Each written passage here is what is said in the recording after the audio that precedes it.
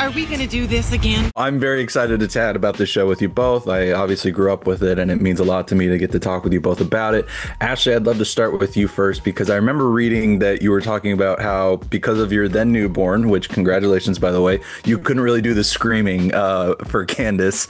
And I feel like that and her general yelling is such a big part of her role. What was it like getting back into that? And did you maybe pick up any vocal tricks in the years since the original show ended to help with that? Oh man, I mean, even though I was pregnant, I still was screaming. I just don't do like, the thing about that Dan and Swampy are so great about is that I'll do like one scream, but I won't have to do take after take, because they're like, we have a whole library of screams. That's been happening for years. Even, you know, since we've been doing it for 18 years, it's like 10 years ago, they were like, we don't need the screams. We've got your screaming. Like, they have years of that. So yeah, I definitely still get up there. I haven't ever done any voice lessons for it. I don't know I think the reason why it's like a lot of the time, and I talked about this earlier, is like, I actually don't read the scripts.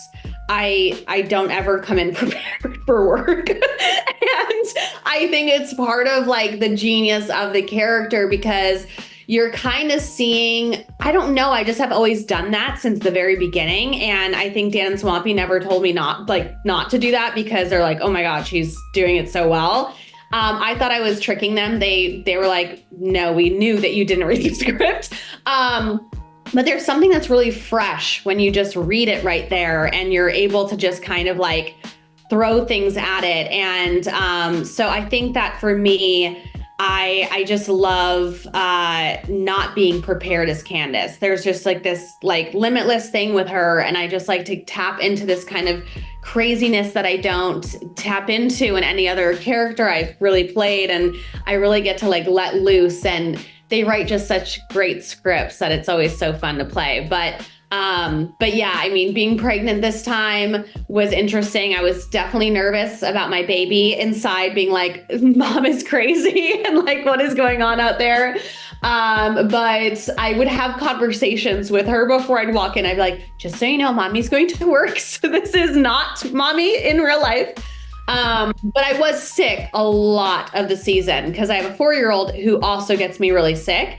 So I would say like Candace was congested a lot this season. and like when you're pregnant, you're already congested. So it was just like, it was very interesting trying to like figure out how to work through all of those things this year. Sounds like quite a few challenges were thrown your way, but I think you nailed it though. Candace sounds very much like she did in the original show. So kudos to you for getting through them. Caroline, I'd love to turn to you next, because I know we can't get too far into spoilers, but I do love that just from the first episode alone, Linda actually gets wrapped up in the action a little bit. It feels like a nice shifting of the formula for her. I'd love to know, how long have you maybe hoped for Jeff and Dan to really let Linda get wrapped up in the boys' adventures? See, as an actor, I've chosen that I've convinced myself that what I've seen, I haven't seen, because it's how I exist in this reality. It's like, it wasn't a giant tractor. You're very tired. Pickleball was hard today. Candace is crazy, and that's okay. And you love her. You know what I mean? So that I think she's sort of always like this. I do get wrapped up in a couple of, we can't say, but did you watch both of the first episodes? I did. Okay, yes. So I do get involved, kind of. You'll see.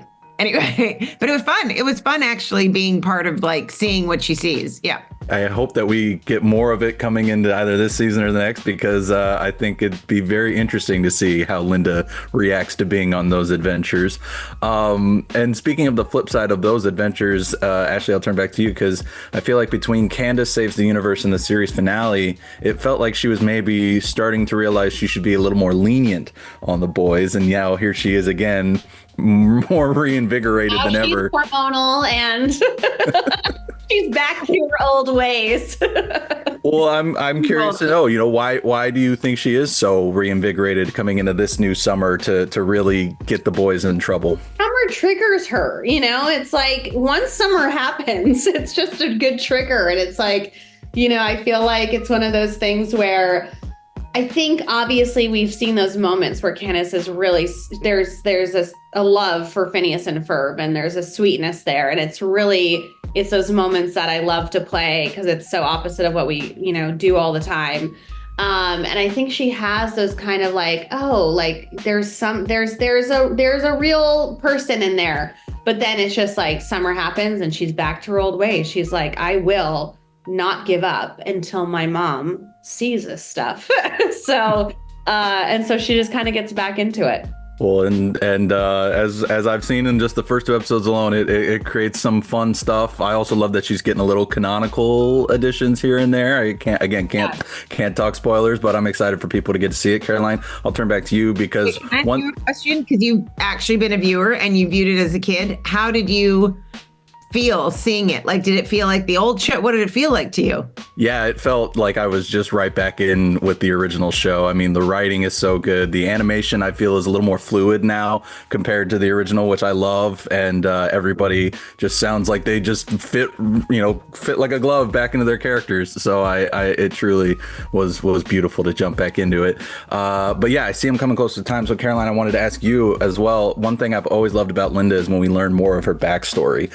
Including even going on a date with Doofenshmirtz at one point.